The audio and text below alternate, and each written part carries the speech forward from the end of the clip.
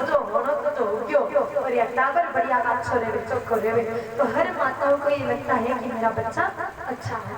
अब बच्चा अच्छा हो ये किसके हाथ में है? आप सभी माताओं की इच्छा होती होगी कि बच्चे श्रवण कुमार जी जैसे हो, राम जी जैसे हो। बोलो यही इच्छा है ना? कि किसी किसी की ये भी है कि रावण जैसा? नहीं, मुंडिया और हाथ दोनों ही लिया कि ना रावण को नहीं चाहिए। अब बच्चा श्रवण जैसा हो या रावण जैसा, किसके हाथ में है? ऊपर वाला के। मतलब गड़बड़ तो करो थे और वह उंगली बताओ ऊपर वाला। ऊपर वाले के हाथ में कुछ नहीं है। ऊपर वाले के हाथ में अगर बच्चा कैसा हो ये होता तो ऊपर वाला इस धरती पर रावण और कंस जैसे दुष्टों को भेजते ही नहीं। बच्चा कैसा हो ये सिर्फ माँ के हाथ में। माँ चाहे तो कौशल्या बनकर के प्रभु श्री राम को अवतरित कर सकती है और माँ चाहे तो केतकी बनकर के रावण को भी पैदा कर सकती है। न पिता के हाथ में है न खानदान के हाथ में है, केवल माँ के हाथ में है। पिता और खानदान का कुल का असर थोड़ा बहुत पड़ सकता है, आंशिक प्रभाव, लेकिन पूर्ण प्रभाव केवल माँ का पड़ता है अपने बच्चे पर। तो माँ जैसे चाहे वैसे संतान प्राप्त कर सकती है। अगर माताओं को उत्तम संतान चाहिए अपने गर्भकाल में 3 नियमों का पालन करें। वैसे तो बहुत सारे नियम है पर मैं अभी आपको संक्षिप्त में बता रही हूँ। 3 नियमों का पालन करें। सबसे पहला नियम, आपके घर में कोई भी बहू बिजली गर्भवती हो जाए तो आप माने आधा या 5 किलो मोटो अनाज दे दो, जो ज्वार बाजरा मक्का कुछ भी, और उसको कहो कि हाथ की गिट्टी से फेर करके दे दो। करंट वाली चक्की से नहीं, हाथ की गिट्टी से। अब आप कहोगे कि बच्चा अच्छा बनाना है, टाबर बढ़िया बनाना है, इसमें हाथ की गिट्टी क्या करेगी? बहुत प्रभाव पड़ता है। आप में से हाथ की गिट्टी किन किन माताओं ने घुमाई है? जरा हाथ खड़ा करना। सभी माताओं ने घुमाई। तो माताओं आपने एक चीज देखी होगी कि आप एक तरफ तो हाथ घुमाओगे और दूसरी तरफ भगवान ने कोई ऑटोमेटिक सिस्टम लगा रखा हो, अपने आप मुंह से भगवान का भजन शुरू हो जाता था। सारी माताएं सुबह उठ करके गट्टी फेरती, गट्टी फेरते फेरते भगवान का भजन गाती। भजन गाने से पूरे गांव का वातावरण सात्विक होता, तो पेट में पल रहा बच्चा भी सतोगुणी होता। अब आजकल भी माताएं कोई हाथ की गट्टी फेरे? आजकल की माताएं गट्टी तो फेरे कोई और बिना नहाए धोए जाए रसोड़ा में चाय भगोनी में चम्मच जरूर फेरे।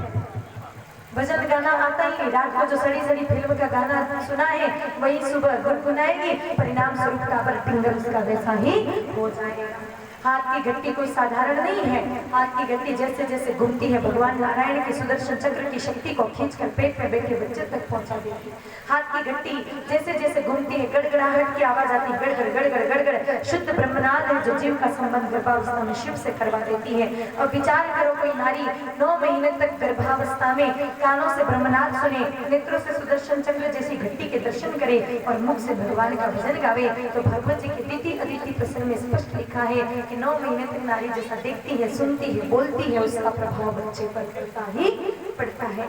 इसीलिए माताओं को 9 महीने तक गट्टी जरूर घुमानी चाहिए। दूसरा नियम, गट्टी घुमाकर जो दलिया बनाया उसी दलिये को गाय माता को जिमा करके उनकी परिक्रमा करे, फेरी लगाए और फेरी लगाते समय कहे कि जा दिनते हरि गर्भ ही आए, सकल लोक सुख संपत्ति छाए। फेरी का परिक्रमा का बहुत प्रभाव पड़ता है। आप लोग कभी मंदिर जाते हो तो परिक्रमा करते हो कि नहीं करते? करते हैं ना। कई सारे लोग मध्य प्रदेश में जाते हैं नर्मदा की परिक्रमा करने, कई लोग उत्तर प्रदेश में जाते हैं गिरिराज जी की परिक्रमा करने, कई लोग माता करणी जी के ओरण की परिक्रमा करने जाते हैं, कई सारे लोग भारत से बाहर चीन तिब्बत में कैलाश पर्वत की परिक्रमा करते हैं। कहते हैं कि जिसकी भी हम परिक्रमा करते हैं उसकी शक्ति खींचकर हम में आ जाती है। तो गाय माता में 33 कोटि देवी देवता होते हैं। कोई गर्भवती नारी अगर गौ माता की 9 परिक्रमा गर्भावस्था में रोज करे तो परिणाम स्वरूप 33 कोटि देवी देवताओं का दिव्य आशीर्वाद उस बच्चे को मिलता है और परिणाम स्वरूप वो बच्चा सतोगुणी और माँ बाप की बात मानने वाला होता है। गर्भ का बहुत प्रभाव पड़ता है, ये बात बार बार सुना रही हूँ मैं आपको। इसका प्रमाण है अर्जुन जी ने माता सुभद्रा जी को चक्रव्यूह तोड़ने की बात बताई। पता नहीं माता सुभद्रा के कुछ समझ में आया नहीं आया, लेकिन वीर अभिमन्यु पेट में ही बैठे बैठे चक्रव्यूह तोड़ना सीख गए। तो ये माँ के गर्भ का प्रभाव है। और तीसरा नियम, रात्रि को सोते समय 1 गिलास गाय माता जी का दूध रोज पी करके सोएं। अब आप कहोगे कि दूध से बच्चा कैसे अच्छा होगा? तो दूध का बहुत प्रभाव पड़ता है। आपने एक कहावत सुनी होगी, 9 महीने तक नारी जैसो पिए दूध, 90 महीने उसके वैसो जन्मे। भैया ये पानी का सिस्टम रहने दो, अभी मैं 2-4-5 घंटे नहीं बिठा रही हूँ, जिनको पीना है कुछ पी लीजिए। तो दूध का बहुत प्रभाव पड़ता है। माता एक गाली भी चला कर राजस्थान में, कि और अच्छा समझ जाओ कि दूध रोटी तो प्रभाव पड़े। गाली बोल दो कहीं, बोलो फिर चिंता मत कर, टेंशन में आ गया कि महाराज कहीं करो, कथा करो कि गाली दो। तो गाली नहीं, वो तो बहुत अच्छी बात है, ब्रह्म वाक्य जो हर माता घर पे बोलती है। कोई बुढ़ी दादी है और दादी का छोटा छोटा पोता पुत्र घना ही उद्यम करे, मस्ती करे, तो दादी जी पहले प्रेम हम जावे कि ये भाया पड़ जावे लो, गिर जावे लो, चोट लाग जावेली, तो बैठ जा, मस्ती मती कर, प्रेम से समझाते। पर वो इतना खतरनाक है कि वो दादी जी के एक ही नहीं सुने। पछे दादी जी ने आवे गुस्सा, पछे दादी जी गुस्सा में भरने के वेरे छोरा थारी मां ने तो कई खाने तने पैदा क्यों हुणे ही कर केवेगी कौन खेड़े। अब यह गालियां करो मतलब कहीं कि 9 महीने तक नारी ने जैसा खाया पिया वैसा बच्चा हो गया। तो सीधी सी बात है, 9 महीने तक नारी दूध गैया मैया का पिएगी तो बच्चा बांसुरी जैसे कृष्ण कन्हैया जैसा होगा, और 9 महीने तक गर्भावस्था में दूध भैंस का पिए तो बच्चा 100% पांडे जैसा। वो पांडो की नहीं हुए। आप जितने भी भाई हैं गाड़ी लेके कभी निकलो सड़क पे, बीच सड़क में गाय माता बेल भगवान भैंस और पांडो मिल जावे तो हॉर्न बजाने देख लीजिए। गाय माता और बेल भगवान तो एक तरफ हट जाएंगे, वो बाकी भैंस और पांडा अपनी जगह से बिल्कुल नहीं हिलेंगे। आप उसको हटाने के लिए हल्के से गाड़ी की टक्कर भी मारोगे तो फिर पाछा मुड़ने देखेंगे, अरे जो करना पड़े सो कर ले, बाकी मुंह तो हटो नहीं कौन। अब जो भैंस किसी की नहीं सुने, ऐसी भैंस का दूध पीकर आपके बच्चे भी आपको सुनने वाले नहीं है। तो अगर उत्तम संतान चाहिए तो नारी को कम से कम 9 महीने तक दूध गाय माता का पीना चाहिए, क्योंकि गौ माता का दूध पिएंगे संतान तो अच्छी होगी होगी ठाकुर जी जैसी, साथ में कभी हीमोग्लोबिन की यानी कि ब्लड की कमी उस नारी को कोई भी होने वाली नहीं है। इसीलिए अगर इन 3 नियम का पालन करे कोई नारी तो निश्चित है कि गौ कृपा से उसकी संतान उत्तम होती है, माता पिता की बात मानने वाली होती है। बोलो गौ माता की। अब माताओं की बात हो गई तो दूसरी बात करें हम बेटियों की। बेटियों के जीवन में गौ माता की जरूरत कैसे होती है। यहाँ पर कई सारी अविवाहित बेटियां हैं, पर जब बेटियों के जीवन की बात करें तो बेटियों का एक ही स्वप्न रहता है कि मुझे विवाह के बाद पति अच्छा मिले। कोई बेटी शर्म के कारण या फिर संस्कृति के कारण बोल के तो नहीं बताएगी, लेकिन मन ही मन भगवान से प्रार्थना जरूर करेगी कि हे प्रभु पति ऐसा देना जो प्रेम से रखे, भाव से रखे, लड़ाई नहीं करे, झगड़ो नहीं करे, 2 वक्त की शांति से रोटी खाने देवे और खुद भी आराम से रहे और हमको भी शांति से रहने देवे। सारी बेटियों को ऐसा ही पति चाहिए ना, श्रवण कुमार जैसा। सभी बेटियों को ऐसा ही पति चाहिए ना, बढ़िया। कि किसी किसी को ऐसा भी चाहिए कि रोज शाम को 100-200 रुपए की चढ़ा के आवे, रोज रात को सोने से पहले फुटबॉल बनावे, ऐसा तो नहीं चाहिए। तो अगर उत्तम पति चाहिए, छोटा सा व्रत करना है गौ माता का, 77 दिनों का एक अनुष्ठान है, निश्चित है। एक तो थे मोबाइल बंद कर, पूरा ध्यान मोबाइल बंद करो, मोबाइल बंद करो। एक तो इनके माँ बाप ने मोबाइल कर दिया, मुझे तो ये बताओ इनकी आयु है मोबाइल चलाने की। इन जिन बच्चों को मोबाइल आप जितने बड़े लोगों ने थमाया है, ये मोबाइल नहीं दिया, आपने इनको एटम बम थमा दिया है और ये आपकी पूरी संस्कृति का सत्यानाश कर दिया। मेरी नजरों में वो माँ बाप अपने बच्चों के सबसे बड़े दुश्मन है जो अपने बच्चों को मोबाइल हाथ में पकड़ाते हैं। अगर माँ बाप ऐसे हो तो फिर दुश्मनों की तो जरूरत ही नहीं है जो अपने बच्चों को मोबाइल देते। बंद करो भैया, एक भी मोबाइल नहीं चलाना चाहिए। तो और आप इनको दो ही मत, ये सब मैं बच्चों को नहीं कह रही, बड़ों को कह रही हूँ। आपने अपने बच्चों को जो मोबाइल दिया है आपके लिए एक दिन ऐसा घातक बन करके आएगी कि आप इसकी भरपाई कभी नहीं कर पाओगे। इस मोबाइल से ऐसी ऐसी चीजें, ऐसी ऐसी घटनाएं आज हो रही हैं जो हिंदुस्तान की संस्कृति का और हिंदुस्तान के संस्कारों का सत्यानाश कर रही है। सामने मतलब कई चल रहे हो यानी पत्तो ही कोनी अटे साफ लाने छोड़ दो तो ठाकुर पड़े यानी कि अटे साफ आ गयो, बस मोबाइल में गुस्सा पड़ा रहे 24 घंटा आ गया घिसे ही करे वापस। तो ये मोबाइल अच्छी बात नहीं।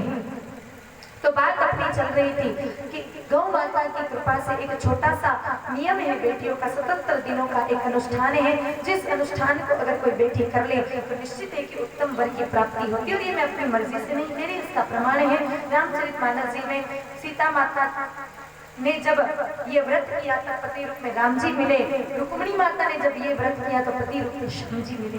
दोनों देवियां थी लेकिन समस्या शादी में कम नहीं आई।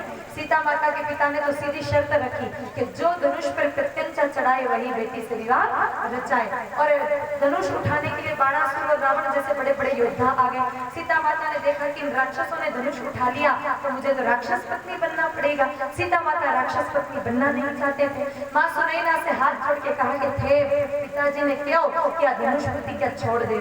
माता जी क्यों कि पिताजी प्राण छोड़ देवे पर प्रण तो नहीं छोड़े। एक बार प्रतिज्ञा ले ली वो तो पूरी करेंगे। कहा फिर माँ मुझे कोई उपाय बताओ क्योंकि बड़े बड़े बलशाली राक्षस आए हैं, किसी ने धनुष उठा लिया तो मुझे राक्षस पत्नी बनना पड़ेगा। माँ ने कहा बेटा चिंता मत करे, गौरी माता का व्रत करो, परिणाम में उत्तम वर की प्राप्ति होगी। और रामचरितमानस में बिल्कुल बकायदा लिखा हुआ है कि गिरिजा माता का गौरी माता का पूजन किया, परिणाम स्वरूप पति रूप में राम जी मिले। और गौरी माता कौन है? कुर्म पुराण के हिसाब से गौरी ही गौ है और गौ ही गौरी है। गौ और गौरी ये दोनों अलग नहीं है, ये एक ही है। और रुक्मिणी माता की हालत तो और खराब है सीता माता से, क्योंकि विदर्भ देश के राजा थे भीष्मक। भीष्मक के पुत्र थे रुक्मी और रुक्मी की बहन माता रुक्मिणी जी। रुक्मी ने मित्रता निभाने के लिए पहले से ही सगाई शिशुपाल से कर दी अपनी बहन की। सगाई शिशुपाल से हुई लेकिन फिर भी विवाह कृष्ण कन्हैया जी से हुआ। तो इन दो माताओं ने जो व्रत किया उसी का परिवर्तित स्वरूप इस कलयुग में अगर कोई बेटी कर ले तो निश्चित राम जी और श्याम जी पति रूप में मिल सकते हैं। ध्यान से सुनना, जो बेटियां आई हैं, जो बेटियां नहीं आई उनके माँ बाप ध्यान से सुनना। सोमवार के दिन बेटी सुबह जल्दी उठे, उठने के बाद स्नान कर ले, नहा ले। नहाने के जल में भी थोड़ा गौमूत्र 11-21 बूंदे मिला करके फिर स्नान करें। क्यों? क्योंकि गौमूत्र में गंगा माता का निवास होता है। अपाने सर्व तीर्थानि प्रस्वे जानवी नदी। तो अगर कोई व्यक्ति गौमूत्र मिश्रित जल से स्नान करता है तो उसको गंगा मैया में डुबकी लगाने का पुण्य घर बैठे मिल जाता है। तो थोड़ा सा 11-21 बूंदे एक बाल्टी पानी में डाल करके गौमूत्र की और फिर स्नान करें। स्नान करने के बाद एक तांबे का लोटा ले लें। उस तांबे के लोटे को गाय माता के गोबर के कुंडे की राख से साफ कर दें। साबुन का इस्तेमाल करना नहीं, उसमें साफ सुथरा पानी भर दें और उस जल में थोड़ा सा गौ माता का कच्चा दूध मिला दें। दुग्ध मिश्रित जल से भोले बाबा के शिवलिंग पर अभिषेक करें और वापस आकर के गौ माता की परिक्रमा करें। परिक्रमा करते हुए गाय माता के तन में पार्वती माता का ध्यान करें और एक चौपाई का उच्चारण करें कि जय जय गिरिवरराज किशोरी, जय महेश मकचंद चकोरी, जय गजबदन षडानन माता जगत जननी दामिनी दुति गात्र। ये चौपाई सीता माता ने बोली थी विवाह के समय गौरी माता के सामने। यही चौपाई बेटियां बोले। और भोजन में केवल 3 वस्तु सोमवार के दिन बेटी को ग्रहण करनी है। सबसे पहले सुबह उठ करके 8 तह के कपड़े से 8 बार छान करके घूंट भर गाय माता का गौमूत्र पीना है। गौमूत्र बहुत बड़ी औषधि है, उसमें गंगा माता का निवास होता है। और दूसरी बात यह है कि शास्त्रों में लिखा है कि गौमूत्र के बिना कोई भी व्रत फलित होता नहीं है। खाली एकादशी का व्रत छोड़कर बाकी सारे व्रत में गौमूत्र पीना जरूरी है। तो सुबह गौमूत्र पिए, दिन में गाय माता की छाछ या दही का सेवन करें और रात्रि को सोते समय गौ माता का दूध पिए। इन 3 वस्तुओं के अतिरिक्त सोमवार के दिन बेटी को पानी भी नहीं पीना। 9 सोमवार तक बेटी ये व्रत करे। श्रावण में करना नहीं, भादवे में करना नहीं, क्योंकि भादवे में दूध दही, भादवे में छाछ दही नहीं खा पाओगे और श्रावण में दूध का इस्तेमाल नहीं करना।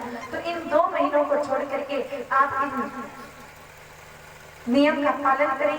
77 दिन बीतेंगे यानी 9 सोमवार ये व्रत करेगी बेटी। 10वां सोमवार बीच में से जाएगा और 11वें सोमवार टाइम भी बता दी एकदम 11वें सोमवार यानी कि 100% 77 दिनों के भीतर अगर पूरे मन से श्रद्धा से और विधि विधान से किया है तो 100% सामने से उत्तम वर का उत्तम घर से रिश्ता आएगा।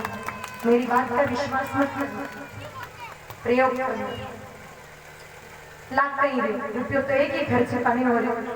उल्टा 9 सोमवार तक बेटी खाएगी नहीं पिएगी नहीं, माल मट्टा बचेगा सो तो प्रॉफिट का लाभ है पर नुकसान तो कुछ होने वाला नहीं है। तो करा के जरूर देखना, निश्चित उत्तम वर की प्राप्ति होती ही है गौ माता की कृपा से। बोलो गौ माता की। अब बात करें बच्चों की, क्योंकि बच्चे भी 1 घंटे से 1.5 घंटे से विचार कर रहे हैं कि दीदी थे कथा बना रही हो गाय माता रही और मैं यहाँ पढ़ने वाला छोरा छोरी। हमारे जीवन में गाय माता की कई जरूरत, या तो सब अध्यात्म की बात है, हमारी पढ़ाई का गाय माता से क्या संबंध है। What is relation between cow and education, but the very special relation between cow and education. अगर